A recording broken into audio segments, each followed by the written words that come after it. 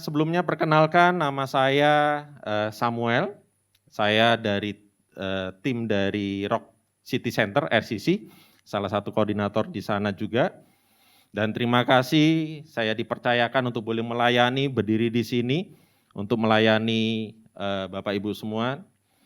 Ya, nah ini ada foto saya karena sekarang harus menggunakan masker, jadi Bapak Ibu tidak bisa melihat muka saya, ya, jadi mungkin akan ada saatnya kita membuka masker dan kita bertemu di luar, jadi ingat, oh ini kayaknya si Pak Samuel yang kapan hari khotbah di KGC KRC, ya.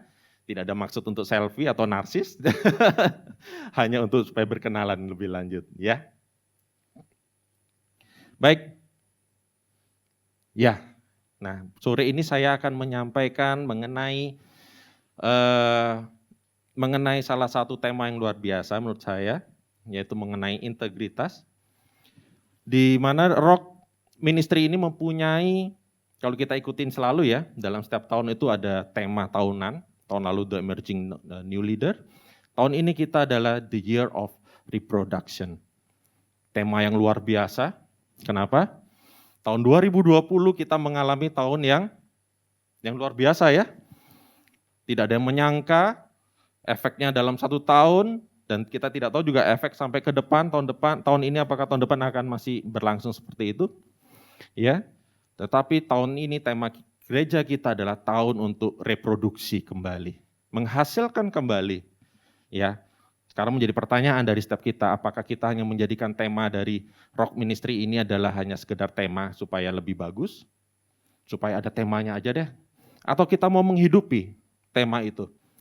Karena kita percaya, karena saya secara pribadi, tema ini tahun ini bukan sekedar Pak Arifin tiba-tiba bangun tidur, wah apa ya temanya tahun ini ya, terus tema The Year of Reproduction, tidak. Saya yakin Bapak Gembala kita dan para penatua semua berdoa dan meminta hikmat. Dan saya yakin jawaban Tuhan adalah tahun ini adalah reproduksi buat kita. Ya, siapa yang ingin mengalami produksi kembali dalam kehidupan kita? Saya rasa nggak usah katakan, semua pasti mau. Ya kan? Kenapa? Karena reproduksi itu selalu berbicara menghasilkan kembali, berbicara multiplikasi. Siapa yang nggak mau multiplikasi dalam pekerjaannya? Siapa yang nggak ingin berbuah dalam pekerjaannya? Siapa yang tidak ingin mengalami suatu ekspansi dalam usahanya? Ya, reproduksi juga berbicara mengenai promosi. Siapa yang nggak mau promosi? Pasti bukan dari orang Indonesia. Ya, kalau orang Indonesia yang duduk di sini semua pasti mau promosi. Saya juga mau promosi. Ya, nah promosi itu ada 2, saudara. Promosi dari yang kita dapatkan secara manusia dan promosi yang datang dari Tuhan. Promosi yang secara manusia yang saya maksud adalah promosi yang kita lakukan dengan tidak sesuai dengan jalannya Tuhan. Nah, saya nggak perlu dengerin khotbah ini, saya bisa kok mempromosikan diri saya sendiri. Buktinya apa? Ya, saya tinggal main kolusi sama orang, saya bisa naik jabatan, nggak perlulah Tuhan. Saya nggak perlu Tuhan dalam promosi dalam hidup saya gitu. Kalau itu yang ingin saudara ingin dapatkan, yang terjadi apa? Ya, promosi itu akan Bapak Ibu dapatkan, tetapi itu tidak akan tinggal lama. Promosi yang didapatkan tidak akan mendatangkan damai sejahtera. Yang ada dalam setiap hari mau tidur, kira-kira ketahuan enggak ya? Aduh kemarin saya kolusi dengan orang ini ketahuan enggak kira-kira ya? Ya. Kenapa banyak yang terjadi? Para pemimpin di daerah Indonesia sendiri pun mendapatkan promosi, dipercayakan menjadi seorang pemimpin di daerahnya, gubernur, wali kota, semua yang terjadi apa? Mereka mempunyai riwayat korupsi yang luar biasa. Mereka menyogok dan segala macam untuk bisa mendapatkan posisi itu. Tetapi kalau kita sudah mendapatkan promosi dari Tuhan, Tuhan bilang apa? Kalau aku yang ngangkat, nggak ada yang bisa nurunin.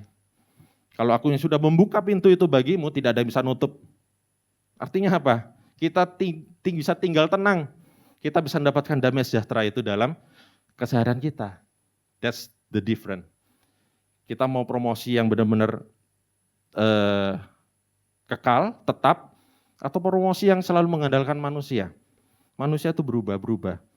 Kalau kita mengandalkan manusia dalam setiap kehidupan kita, dalam pekerjaan kita, manusia itu akan berubah, capek.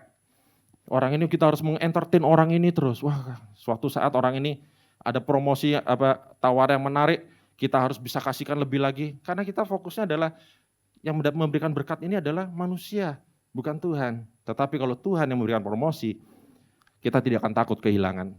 Kenapa? Karena kita akan selalu diangkat naik dan selalu naik. Ya. Nah, value dari Rock Ministry, jadi tema tahunan pun kita juga ada value Rock Ministry. Ya. Yang pertama adalah love, integrity, grace, humility, dan truth. Ya. Sore ini saya akan lebih banyak berbicara mengenai integrity. Kenapa? Karena integritas itu yang dicari saat sekarang ini. Ya. Matius 25 ayat 14 sampai 15. Sebab hal kerajaan surga ya. Kalau kita jadi Tuhan Yesus itu banyak menceritakan hal kerajaan surga dalam bentuk perumpamaan. Ya. Nah, kalau kita berbicara kerajaan surga, senternya sendiri siapa? Senter di kerajaan surga siapa? Adalah sang raja itu sendiri. Ya. Jadi ini mengenai kerajaan surga, mengenai cara kerja dari si raja, cara kerja kehendak rule dari kerajaan itu sendiri. Ya. Sebab hal kerajaan surga sama seperti seseorang yang mau berpergian ke luar negeri, yang memanggil hamba-hambanya dan mempercayakan hartanya kepada mereka. Yang seorang diberikannya 5 talenta, yang seorang lagi 2, dan yang seorang lagi 1, masing-masing menurut kesanggupannya, lalu ia berangkat. Ya, kalau kita berbicara perumpamaan ini, saya tahu nih hafal dari sekolah minggu pun saya sudah tahu. Kasih 5 talenta, 2 talenta, 1 talenta. Kalau dari dulu kita bicara, wah kita harus punya talenta, harus dikembangkan, begitu ya. Tidak ada yang salah. Yang terjadi selanjutnya apa? Singkat cerita dari perumpamaan ini, hamba A yang dipercayakan 5 talenta, dia menghasilkan 5 talenta lagi. Dia memberikan total 10 talenta, luar biasa. Bagaimana dengan yang hamba B? Hamba B dipercayakan 2 talenta, dia membawa 4 talenta. Hamba C yang dipercayakan 1 talenta, dia mengembalikannya tetap 1 talenta. Tidak dilakukan perkembangan. Ya. Nah yang menarik lagi, hamba yang C, pada saat Tuhan itu datang, Tuhan itu belum ngomong apa-apa sama dia. Tiba-tiba dia ngomong dulu, kini ayat 24, kini datanglah juga hamba yang menerima 1 talenta dan berkata, Tuhan, aku tahu bahwa Tuhan adalah manusia yang kejam, yang menuai di tempat di mana Tuhan tidak menabur, dan yang memungut dari tempat di mana Tuhan tidak menanam. Karena itu aku takut dan pergi menyembunyikan talenta Tuhan itu di dalam tanah. Ini terimalah kepunyaan Tuhan. Ini pembicaraan antara hamba dan Tuhan ya, bukan antara sesama teman. Ini hambanya kurang ajar sekali. Kalau hamba pada perumpamaan ini seperti zaman dulu ya, dia tidak punya hak untuk membela diri sebenarnya. Tetapi hamba ini adalah hamba yang, waduh, kurang ajar banget pokoknya ya. Kita belajar dari perumpamaan ini. Yang pertama saya merenung sama Tuhan. Tuhan, iya ya, Tuhan ini enggak adil loh sama si hamba-hambanya ini. Kenapa 1 dikasih 5, 1 dikasih 2, yang terakhir dikasih 1. Enggak adil Tuhan ini. Kenapa? Tuhan kalau dikasih 5 talenta kan modalnya lebih gede. Dia bisa berkembangnya lebih enak dong. Ya kan, ya wajar lah kalau dia bisa mengembalikan 5 talenta gitu kan. Ibarat dikasih uang 500.000. 500.000 bisa buat masak ini, dijual lagi. Ayam bakar mungkin dijual lagi, hasilnya lebih gede. Yang talenta 2 juga begitu dong Tuhan. 200.000, oke lah dia bisa buat nasi bungkus. Kalau tadi nasi porsi gede, nasi bungkus Tuhan bisa dia jual lagi, menghasilkan lagi. Lah kalau yang 1 ini 100.000, wah ini Tuhan gak adil. Tapi Tuhan kasih perumpamaan ini, Tuhan kasih hikmat ke saya. Ya, di ayat yang sebelumnya dikatakan bahwa Tuhan memberikan talenta itu berdasarkan kesanggupan mereka. Sekarang pertanyaannya, bagaimana Tuhan itu Tuhan itu tahu kesanggupan mereka? Yang pertama adalah hamba A dipercayakan 5 talenta, karena dia sebelumnya sudah pernah dipercayai 2 dan 1 talenta, dan dia berhasil. Oleh karena itu dia percayakan 5 talenta. Hamba B yang dipercayakan 2 talenta, karena dia pernah dipercayakan oleh tuannya dengan 1 talenta, dan dia menghasilkan. Oleh karena itu dia sekarang diberikan 2 talenta. Nah, sementara yang hamba C nih menyalahkan Tuhan.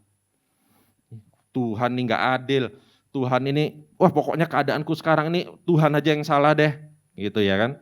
Padahal menurut saya ini sebenarnya perumpamaan ini adalah ujian untuk si hamba C. Karena hamba A dan hamba B sudah melewatinya dan dia dipercayakan lebih besar. Ya kita sering menyalahkan Tuhan, termasuk kondisi COVID. Tuhan, kondisiku lagi enak ini kok, lagi bisnis gede. COVID ini aduh sekarang hancur berantakan. Ini aduh Tuhan gak menyertai, Tuhan gak melindungi. Mana janji Tuhan? Ya kan, aku sampai harus sengsara, aku sampai harus bergumul luar biasa. Ini gara-gara Tuhan nih, gak melindungi. Mana janjinya? Ya kan, sudahlah gak usah Tuhan-Tuhanan, ditinggalkan imannya. Sama seperti hamba C. Hamba C tidak melihat angka 1 itu sebagai angka permulaan. Tetapi Tuhan selalu memulai dengan angka yang kecil. Ini hal kerajaan surga. Kalau kita tidak bisa dipercayakan dengan hal yang kecil, jangan pernah kita akan mendapatkan yang besar. Ya. Kalau kita mau mengikuti promosi dari Tuhan, kita dipercayakan hal yang kecil, kerjakan itu dengan terbaik. Saat ini mungkin kondisi Bapak Ibu, waduh dulu saya punya banyak teman, beberapa direktur HRD, karena memang saya bekerja di salah satu bidang kesehatan di sana. Dan mereka saat ini banyak berhenti bekerja, manajer, direktur ya. Dan saya lihat statusnya mereka jual makanan, jual apapun dia mereka kerjakan. Dan saya begitu kagum dengan mereka. Kenapa? Level direktur yang dulunya bisa semua punya staff, penghasilannya lumayan, sekarang dia yang harus masak sendiri, dia harus jual segala macam. Manajer hotel, yang dulu punya pride yang luar biasa, dia harus jualkan dengan memulai lagi dengan sesuatu yang mungkin terlihat kecil. Mungkin terlihat kecil dan itu mungkin terjadi kepada Bapak Ibu semua yang di tempat ini.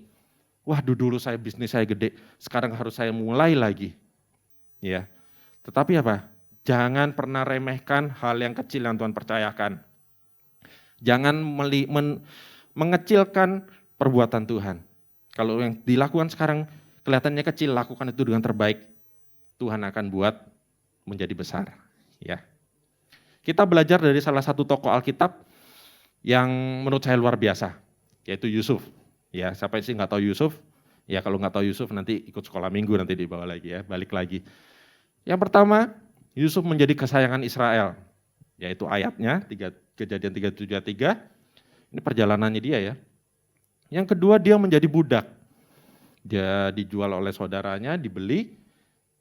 Kemudian setelah menjadi budak, menjadi kepala rumah dari Potifar.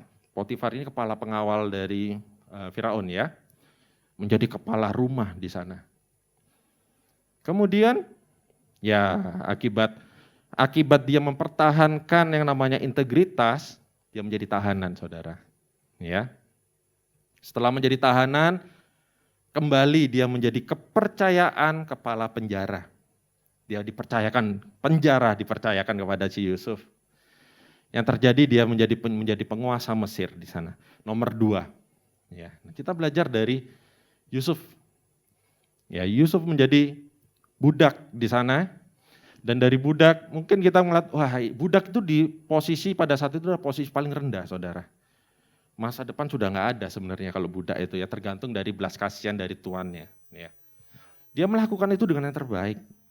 Ya, saya yakin dia melakukan yang terbaik. Kenapa?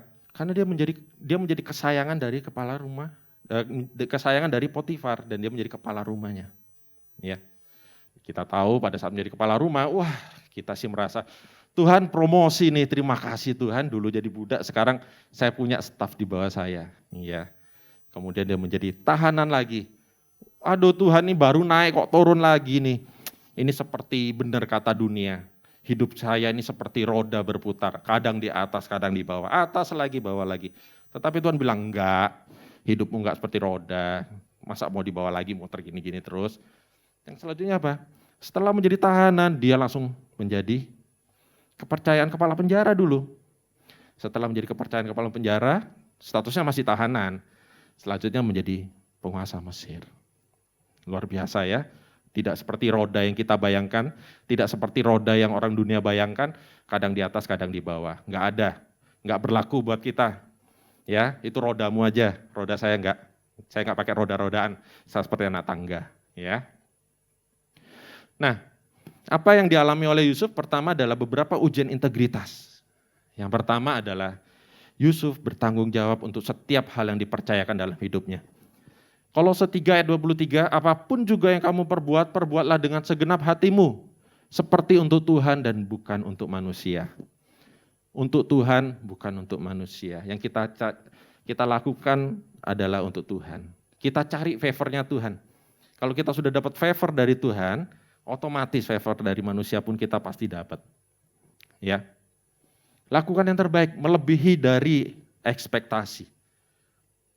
Yang kedua Yusuf di ayat Kejadian 39 ayat 4b, and all that he had, ini Potifar ya. He put into his hand. Ya, perkataannya adalah Yusuf ini bukan orang yang hanya sekadar dipercaya. Dipercaya itu bagus. Bagus ya, kalau sudah sampai tahap percaya, luar biasa integritasnya. Tetapi Yusuf melebihi dari dipercaya. Dia dipercayakan. Beda ya, dipercaya sama dipercayakan. Kalau dipercaya, saya dipercayakan, kamu dipercaya sebagai admin di perusahaan. Tapi pemilik masih ngontrol. Bagus kerjamu. Tapi kalau dipercayakan, even owner pun udah terserah kamu. Saya nggak ngecek. Kenapa bisa begitu? Karena Yusuf melebihi ekspektasi dari Potifar. Potifar melihat budak-budak lain, melakukannya yang standar, dia melebihi standarnya yang diterapkan oleh Potifar. Bagaimana di tempat kerja kita? PR tantangan bagi karyawan yang baru masuk suatu tempat kerja atau yang baru lulus fresh graduate, tantangannya adalah waktu dia baru masuk, dia membawa idealismenya dia. Saya akan kerja begini. Waktu masuk, budaya perusahaan itu akan mempengaruhi dia. Sudahlah, nggak perlu. Kerjainnya santai aja, gajinya juga sama. Ya. Dulu kita datang rajin, jam 8 kita sudah masuk kerja, kita jam 7.45 sudah datang di kantor. Yang lainnya datangnya jam 8.15. Lama-lama kita mundur jadi jam 8.15 juga ikut kepada mereka. Standar kita menjadi turun. Ya. Banyak yang terjadi dalam hidup kita seperti itu. Kenapa? Yang lain begitu. Sudahlah, ngapain kok capek-capek? Ngapain capek-capek? Gak ada yang lihat juga, pimpinannya juga gak masalah. Kalau kita mau mengikuti mereka, hidup kita pun akan sama seperti mereka. Kenapa? Kok mereka gak naik-naik promosi? Makanya karena mereka seperti itu. Ya, apa yang dipercayakan oleh Tuhan, lakukan dengan terbaik. Ya. Bagaimana di dalam di penjara? Sebab itu kepala penjara mempercayakan semua tahanan dalam penjara itu kepada Yusuf. Dipercayakan. Dan segala pekerjaan harus dilakukan di situ, dialah yang mengurusnya. Kepala penjaranya sudah kerja apa-apa, saudara. Dipercayakan kepada Yusuf. Yusuf mau ngapain terserah dia. Karena sama melakukan yang melebihi dari ekspektasi dari kepala penjara. Ya. Jadi kita harus, yang pertama adalah bertanggung jawab. Bertanggung jawab bukan kepada otoritas di atas kita, tidak hanya kepada otoritas di atas kita, tetapi juga kepada Tuhan. Ya. Kalau kita melihat otoritas di atas kita, kadang-kadang kita, manajer saya kadang-kadang begini nih, ikut deh. Tapi kalau kita selalu melihat Tuhan, standar kita nggak akan pernah turun. Ya. Ada satu quote yang menarik, charisma can bring you to the top, but only character can you put there. Ya. Dari Pastor Timotius Arifin, dari Suara Gembala 3 minggu yang lalu. Karisma bisa bawa kita ke atas. Tetapi yang membuat kita tetap tinggal di sana adalah karakter kita. Karakter tidak dibentuk dalam satu malam. Yusuf mempunyai karakter yang menurut saya excellent, tidak dibentuk dalam satu malam. Walaupun kalau kita baca pasalnya, runtutannya itu kok cepet banget ya, pasal 37 diturun jadi budak, pasal 39 sudah jadi ini, 39 lanjutnya sudah jadi, itu satu pasal mungkin dalam satu fase kehidupan Yusuf berapa tahun, saudara. Itu membentuk karakter dia. Ya. Yang pertama, jangan menurunkan standar kita dalam kita bekerja. Dalam hal melakukan apapun, pelayanan, di keluarga pun juga sama. Yang kedua adalah jujur dan tulus. Di Amsal 10 ayat 9 adalah siapa bersih kelakuannya aman jalannya, tetapi siapa berliku-liku jalannya akan diketahui. Ya, Yusuf pun melakukan yang terbaik. Dia tidak lagi dia melakukan semuanya dengan bersih. Jadi standarnya tidak hanya mencapai target, tetapi proses dilakukannya itu dengan jujur. Sehingga sebenarnya tidak ada yang bisa dicari kesalahan dari Yusuf. Nah, ini yang terakhir adalah saya akan banyak di sini. Konsistensi. Kejadian 39 ayat 10. Konsistensi. Ujian konsistensi yang paling berat adalah digoda oleh si istri Potifar, saudara, si Yusuf. Ya. Walaupun dari hari ke hari perempuan itu membujuk Yusuf, Yusuf tidak mendengarkan bujukannya itu untuk tidur di sisinya dan bersetubuh dengannya. Saya kalau jadi Yusuf mungkin di penjara, waktu di penjara pasti ditanyain kan, Sup, kenapa kamu ditahan? Wih, aku loh dituduh ini memperkosa si istrinya Pak Potifar gitu. Pasti kalau diceritain sebenarnya enggak loh, sebenarnya aku ini digoda terus, tapi aku enggak mau. Pasti tahanan lain tuh ketawa sekeras-kerasnya kepada Yusuf. Kamu nih bodoh banget, kenapa kamu enggak mau? Loh kenapa? Yang pertama itu istri Potifar. Ya kalau laki-laki ngeliatnya selalu 3 kelemahannya. Pertama adalah harta. Yang kedua tahta. Yang ketiga wanita. Ya. Istri Potifar itu menggambarkan semuanya itu bagi seorang laki-laki ya. Pertama, dia ini istri Potifar, duitnya banyak. Kamu jadi simpenannya Potifar, kamu enggak kekurangan. Minta apa pasti dikasih. Minta baju yang bagus pasti dikasih. Setuju enggak? Pasti begitu. Harta. Tahta. Udahlah kamu sudah jadi simpenannya istri Potifar. Enggak ada yang bisa jatuhin kamu jadi kepala rumah di sana. Enggak mungkin, pasti di cover, di backup. Ya kan? Sudah posisimu aman, kenapa kamu enggak mau sih? Aduh bodoh banget. Yang ketiga, wanita. Ya saya yakin ini istri pejabat loh ya. Yang pasti terawat dengan baik, yang mungkin jaraknya lagi berapa meter sudah baunya tercium gitu ya. Dan saya rasa udah ya pasti cantik lah. Ya bukan beda levelnya lah ceritanya kan. Ini menandakan bahwa ini bisa menggoda gitu ya kan. Kamu nih bodoh banget. Yang dicari oleh laki-laki itu 3 semua sudah ada di Potifar, istri Potifar, kenapa enggak mau? Sama seperti kita, kadang kita dapat godaan seperti itu. Kamu nih kok bodoh sih, proyek besar loh. Cuma ngasih 10% ke orangnya kok enggak mau, 90% dapat. Next kan dapat. Ya, kalau Yusuf mungkin seorang kontraktor dia mungkin akan tolak tetap. Enggak. Mungkin jawabannya apa? Mungkin jawabannya ya Tuhan enggak berkenan. Wah sok suci kamu gitu ya pasti ya. Itu dia. Dan yang menarik lagi adalah istri Potifar tidak menggoda Yusuf sekali. Dikatakan di Kejadian 39 ayat 10, dari hari ke hari perempuan itu menggoda Yusuf. 1 hari gagal, besoknya lagi dicari. Yusuf datang, digoda lagi. Weh gagal lagi, besok lagi deh. Nah besoknya gimana? Sekali aja? Enggak, saya rasa intensnya pasti lebih tinggi. Dulu sehari sekali, mungkin menjadi sehari 2 kali, sehari 3 kali, digoda terus. Kayak minum obat ya, kalau minum obat dulu 1 kali 1, 1 kali 2 ini digodanya tambah intens.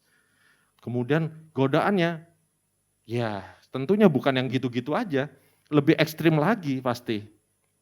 Pasti lebih ekstrim lagi, enggak mungkin yang lebih aduh ya sudahlah nyerah, enggak. Ya sampai akhirnya dia menuduh Yusuf sampai dia bilang, oke, gua give up deh, gua enggak bisa goda lu, gua penjarain lu aja deh. Ya, itulah ujian dari integritas dari seorang Yusuf yang luar biasa menurut saya. Ya, pertama adalah dia mempertahankan imannya. Karena dia tahu dia dipercayakan oleh tuannya dan dia menjaga kepercayaan itu.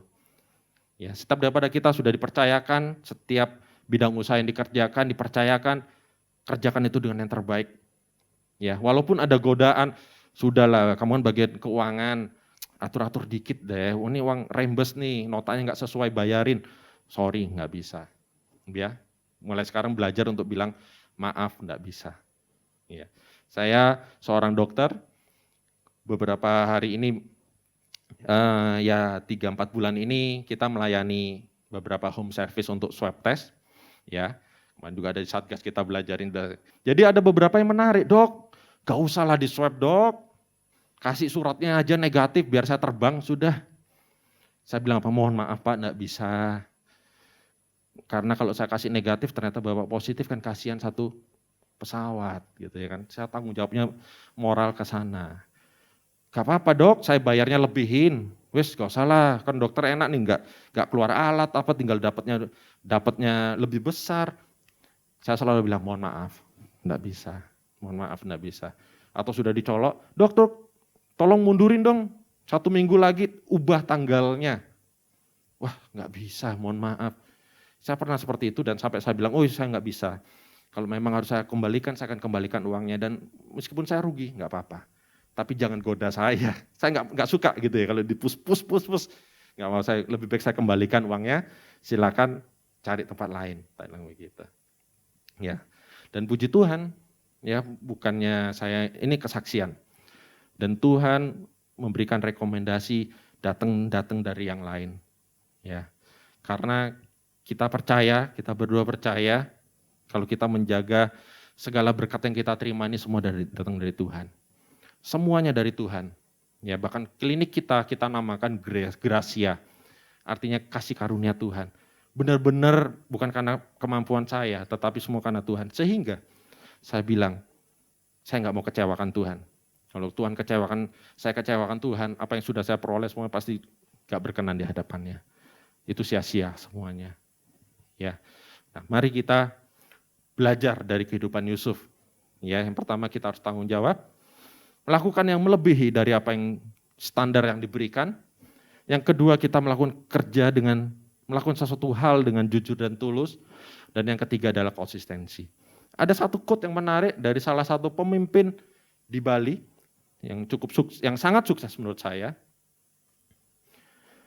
Ya, konsistensi itu tidak boleh dinego. Ya, kalau konsistensi itu dinego, bukan konsistensi lagi namanya.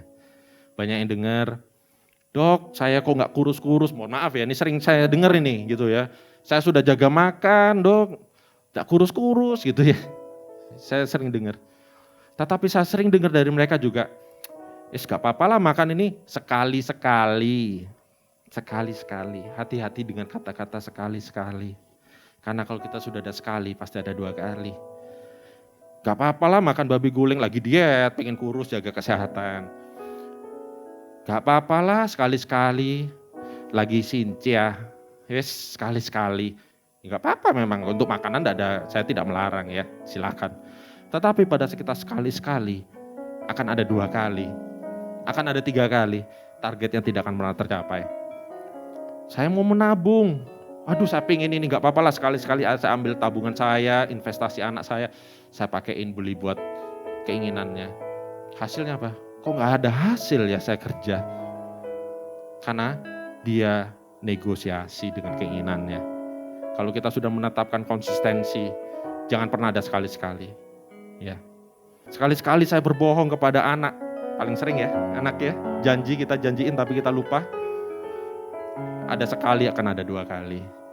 Ya, mari kita berdoa, kita siapkan hati kita.